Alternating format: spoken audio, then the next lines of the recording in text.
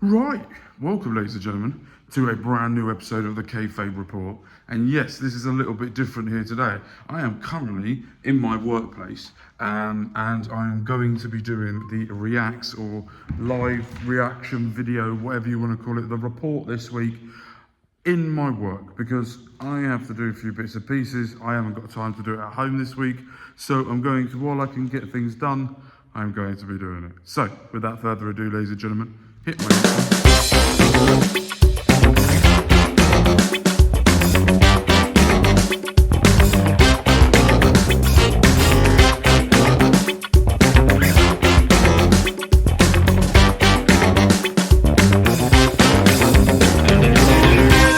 Let's talk about Monday Night Raw and kicking things off this week on Monday Night Raw. We saw that CM Punk was waiting in the car park, waiting for Seth fucking Rollins to turn up with his wife, Becky Lynch, and to try and get some payback on exactly what happened. You then sort of started off with the promo between Jey Uso and Bron Breakker, talking about that they need to have a fight. So, and the main event, it was going to be a tag match between Jey Uso and LA Knight versus the Bron Brons to see who is superior. But we're going to talk about the overall of the show. And the overall of the show was, it was a very good show. And it was the crowd that really got this going. The same arena that they used the Glacier Castle the night before, the French crowd actually produced again. Now, I'm not a massive fan of the French. I'm English. But I will say this, they are passionate just like us when it comes to sport. And they are very much always ready for action when it comes to any type of sport, whether it's football, rugby, anything. The Olympics proved that this year? Last year. I'm going to go last year. With the Olympics that they held as well. They actually did a fantastic job with doing that. So I would say overall, and then in the main event we have Finn Balor fighting as well, who lost earlier on in the night against Dragon Lee. Dragon Lee, by the way, Triple H is putting a rocket on him at the moment. Absolutely phenomenal performances that he's been performing as well recently. We had Raquel Rodriguez and Roxanne Perez in a tag match, and they lost theirs as well. So it all looked like going into the main event that it was going, well, not the main event, but the Intercontinental title match between Dominic Mysterio and the phenomenal one, AJ Styles, who was going to be able to crash the phenomenal one dreams of getting the Intercontinental Championship, because that crowd for 3 minutes straight, maybe even more, but the commercial that they did on Netflix was 3 minutes, and during that whole 3 minutes they were chanting that phenomenal chant at AJ Styles the whole time. What a crowd that was for AJ Styles. People saying it was the wrong decision for AJ Styles to lose in France for that Intercontinental Championship. For one, think that Dominic Mysterio will be a double champion come after AAA Worlds Collide, where he's going up against El Hingo del Vikingo for the AAA World title. And I do think that it's going to be Dominic Mysterio holding the AAA World title. I think Vikingo is going to be coming to WWE very soon. And I think that because he was on Raw a couple of weeks ago, taking out Dominic Mysterio, and I'm interested to see what they do with the storyline moving forward. But let's get forward now to the point of this video. Yes, you guys will have probably watched SmackDown. I haven't, as I'm recording this, I actually haven't watched SmackDown yet. I have seen it, which is very irritating me. But it was all about Becky Lynch and CM Punk in the middle of that ring. And what I will say is that was Becky Lynch's best promo she's done. The way that she got into Punk, it wasn't the fact of the way she delivered it was the best. It was the way that she got under CM Punk's skin. And the way Seth Rollins was there and just walked out and sort of tried to antagonize him. And we all know where this is leading to, but it was all about AJ Lee. It was, can Becky Lynch do enough to get under CM Punk's skin for AJ Lee to come back and return.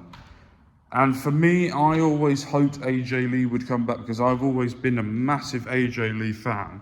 I was when the first time she was here, when she was that crazy woman, when she teamed up with Dolph Ziggler and Big E at one point as well, when she lost the Divas Championship to Paige, I cheered for that because I was a Paige fan at that time because she was English, and she still is English, but I was a massive Paige fan.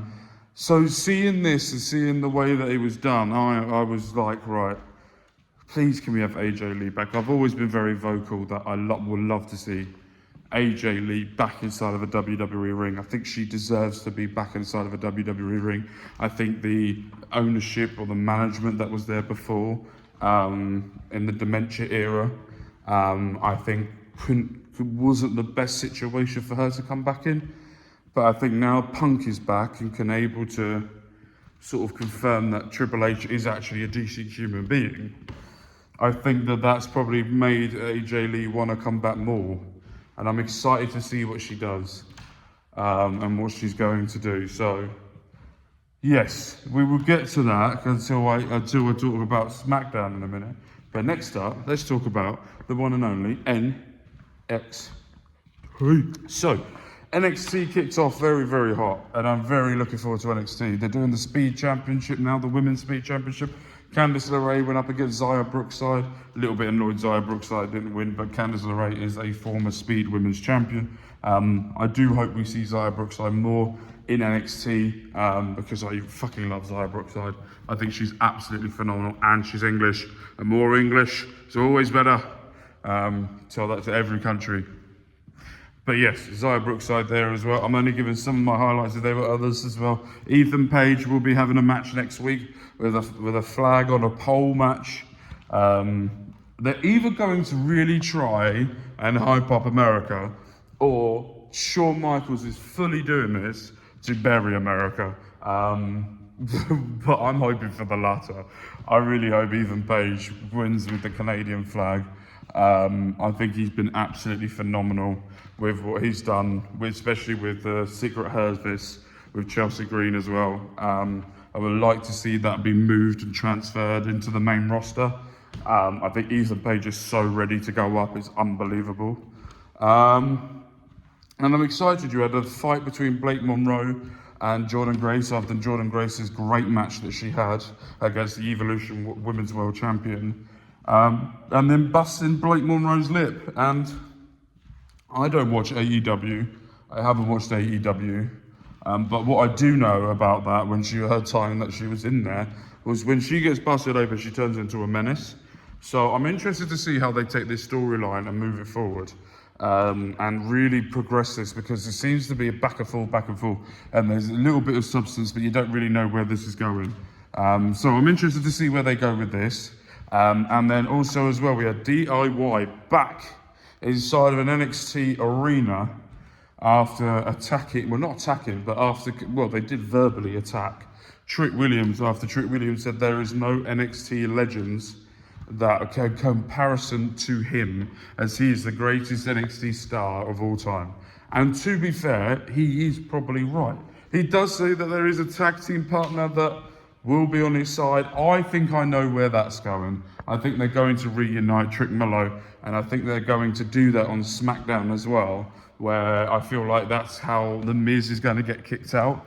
And I feel like that's how Trick Williams is going to go onto the main roster with Trick Mello. They both can wrestle, they can both do it, they'll both be highlighted. And I think that doing the turn on The Miz, instead of The Miz doing the turn, would be better for business. And then what I will say, the main event, Dark State versus Obafemi, and Ricky Starks with Hank and Tank.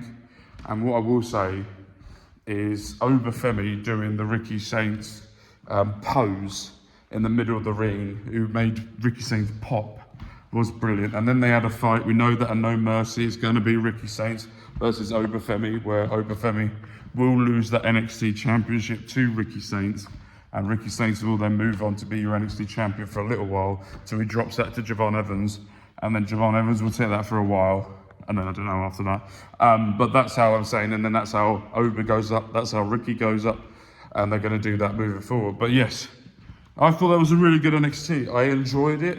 I thought it was fun. I didn't have no problems with any of the finishes. And I really enjoyed the fact that DIY and they're bringing some of the black and gold back to NXT, and a little bit of talking about the Undisputed Era. What a shame that was when they left. They haven't really done much since they left. Adam Cole's injured every 20 minutes. Anyway. Yeah. Now, this is going to be a little bit skip ahead a little bit now, not for you, because you're going to be able to watch this as it's going to be edited together. But now I'm going to go and watch SmackDown, where I've seen the Beast is back, and I've seen AJ Lee, but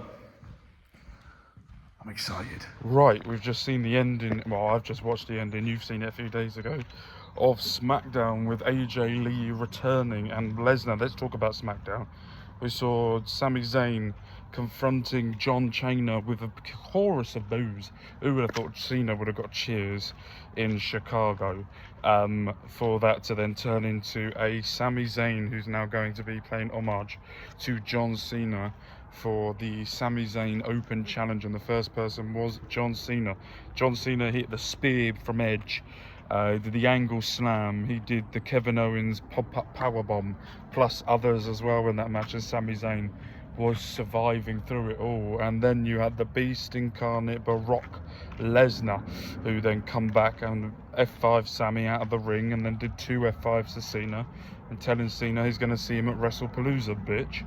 So we know that 2 matches so far for Wrestlepalooza is going to be Io Sky versus Stephanie Vaquer for the Women's World Heavyweight Championship. We're also going to be seeing as well Brock Lesnar versus John Cena in a last time match between them. It was John Cena's last ever SmackDown show as well, where he will be back. The next time we see him will be Wrestlepalooza. Brock Lesnar will be live on SmackDown next week, so that will be interesting to see. We also know next week we're going to be seeing Tiffany Stratton and Jake versus Jade Cargill for the WWE Women's World Championship, plus much more. And then you had Charlotte and Alexa doing their thing backstage, which is good to see. Yeah, Julia defending her Women's United States Championship against Meet Chin. I really hope that that's the last time we see Meet Chin in the United States Championship role. She's had so many opportunities and keeps losing. It's just become incredible now from seeing that. But probably not with Kiana James beating her down at the end. And then we got to the finale. Seth Rollins coming out to the crowd.